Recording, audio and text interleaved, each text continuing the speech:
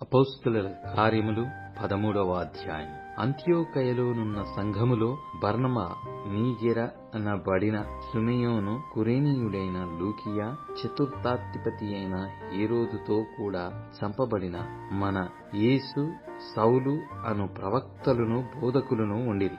వారు ప్రభువును సేవించుచు ఉపవాసము చేయుచుండగా పరిశుద్ధాత్మ, నేను బర్నబాను సౌలును పిలిచిన పని కొరకు వారిని నాకు ప్రత్యక్షపరచుడని వారితో చెప్పెను. అంతట వారు ఉపవాసముండి ప్రార్థన చేసి వారి మీద చేతులుంచి వారిని పంపిరి. కాబట్టి వీరు పరిశుద్ధాత్మ చేత పంపబడిన వారై సెలూకయకు వచ్చి అక్కడ నుండి ఓడ ఎక్కి కుప్రకు వెళ్ళిరి. వారు సమీపములో ఉండగా యూదుల సమాజ మందిరములలో దేవుని వాక్యము ప్రచురించుచుండిరి. యోహాను వారికి ఉపచారము చేయువాడైయుండెను. వారు ఆ ద్వీపమందంతట సంచరించి పాఫు అను ఊరికి వచ్చినప్పుడు గారడీవాడును అబద్ధ ప్రవక్తయునైన బర్ యేసు అను ఒక యూదుని చూచిరి. ఇతడు వివేకము గలవాడైన సెర్గీ పౌలు అను అధిపతి యొద్ద నుండెను. అతడు బర్నబాను సౌలును పిలిపించి దేవుని వాక్యము వినగోరెను. అయితే ఎలుమ ఆ అధిపతిని విశ్వాసము నుండి తొలగింపవలెనని యత్నము చేసి వారిని ఎదిరించెను. ఎలుమ అను పేరునకు గారడీవాడని అర్థము.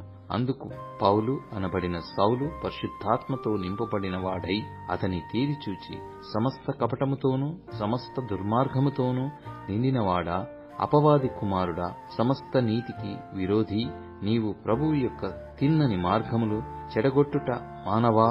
ఇదిగో ప్రభు తన చెయ్యి నీ మీద ఎత్తియున్నాడు.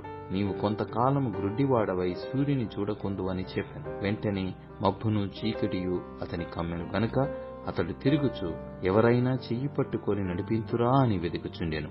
అంతటా ఆ అధిపతి జరిగిన దానిని చూచి ప్రభువు బోధకు ఆశ్చర్యపడి విశ్వసించెను.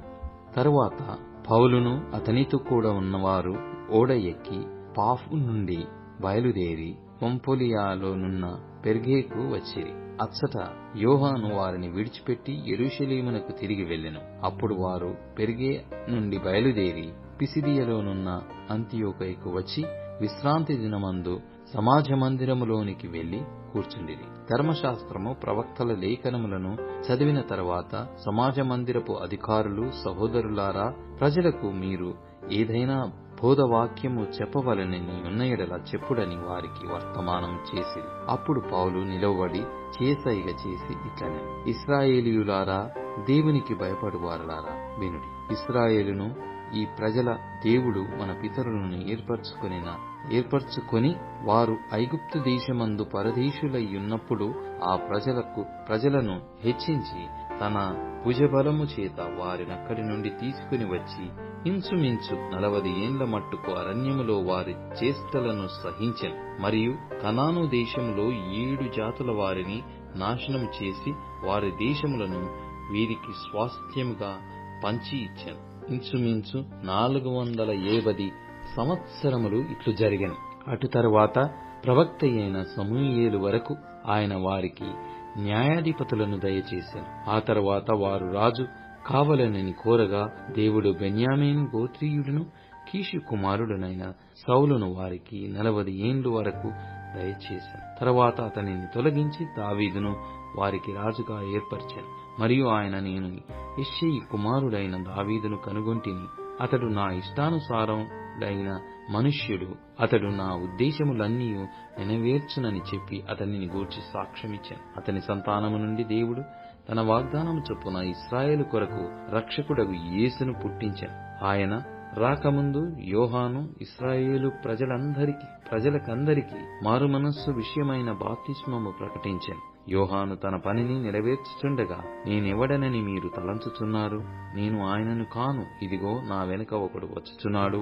ఆయన కాళ్ల చెప్పులు విప్పుటకైనను నేను పాత్రుడని కానని చెప్పాను. సహోదరులారా, అబ్రహాము వంశస్థులారా, దేవునికి భయపడువారలారా, ఈ రక్షణ వాక్యము మన యొద్దకు పంపబడి ఉన్నది. యెరూషలేములో కాపురముండు వారును వారి అధికారులను ఆయననైనను ప్రతి విశ్రాంతి దినమున చదవబడుచున్న ప్రవక్తల వచనములనైనను గ్రహింపక ఆయనకు శిక్ష విధించుట చేత ఆ వచనములను నెరవేర్చిరి. ఆయన యందు మరణమునకు తగిన హేతువేదియు కనబడకపోయినను ఆయనను చంపించవలెనని వారు పిలాతును వేడుకొనిరి. వారు ఆయనను గూర్చి వ్రాయబడినవన్నీయు నెరవేర్చిన తరువాత ఆయనను మ్రాను మీద నుండి దింపి సమాధిలో పెట్టిరి.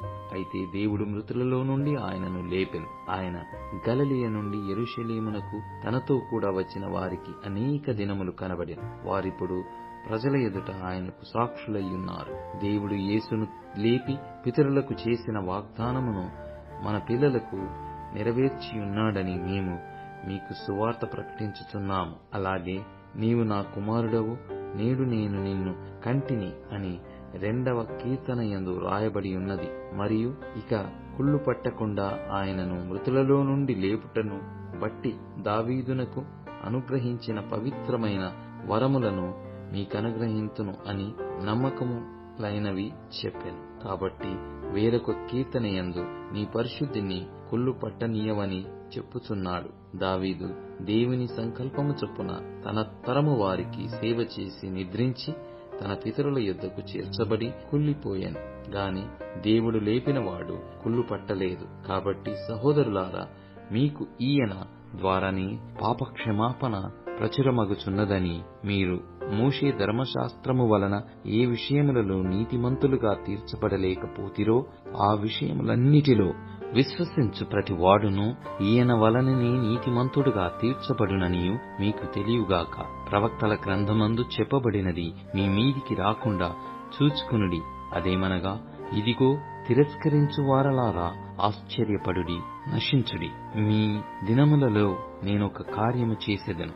ఆ కార్యము ఒకడు మీకు వివరించినను మీరెంత మాత్రమును నమ్మరు అనెను. వారు సమాజ మందిరములో నుండి వెలుచుండగా ఈ మాటలను మరుసటి విశ్రాంతి దినమున తమతో చెప్పవలెనని జనులు వేడుకొనిరి. సమాజ మందిరములోని వారు లేచిన తరువాత అనేకులు యూదులను భక్తిపరులైన యూద మత ప్రవిష్ఠులను సౌలును బర్నబాను వెంబడించిరి. వీరు వారితో మాటలాడుచు దేవుని కృపయందు నిలకడగా నుండవలెనని వారిని హెచ్చరించిరి. మరుసటి విశ్రాంతి దినమున దాదాపు ఆ పట్టణమంతయు దేవుని వాక్యము వినుటకు కూడివచ్చెను.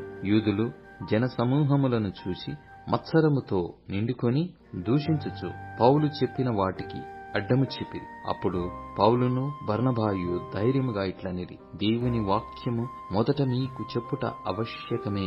అయినను మీరు దానిని త్రోసివేసి మిమ్మును మీరే నిత్య జీవమునకు అపాత్రులుగా ఎంచుకొనుచున్నారు గనక ఇదిగో మేము అన్యజనుల యొద్దకు వెళ్ళుచున్నాము. ఏలయనగా నీవు భూదిగంతముల వరకు రక్షణార్థముగా ఉండునట్లు నిన్ను అన్యజనులకు వెలుగుగా ఉంచియున్నాను అని ప్రభువు మాకాజ్ఞాపించిననిది. అన్యజనులు ఆ మాట విని సంతోషించి దేవుని వాక్యమును మహిమపరిచిరి. మరియు నిత్య జీవమునకు నిర్ణయింపబడిన వారందరూ విశ్వసించిరి. ప్రభువు వాక్యము ఆ ప్రదేశమందంతటా వ్యాపించెను. కాని యూదులు భక్తి మర్యాదలు గల స్త్రీలను ఆ పట్టణపు ప్రముఖులను రేపి పౌలునకు బర్నబాకును హింస కలగజేసి వారిని తమ ప్రాంతముల నుండి వెళ్ళగొట్టిరి. వీరు తమ పాదధూళిని వారి తట్టు దులిపివేసి ఇకోనియకు వచ్చిరి. అయితే శిష్యులు ఆనందభరితులై పరిశుద్ధాత్మతో నిండిన వారైరి.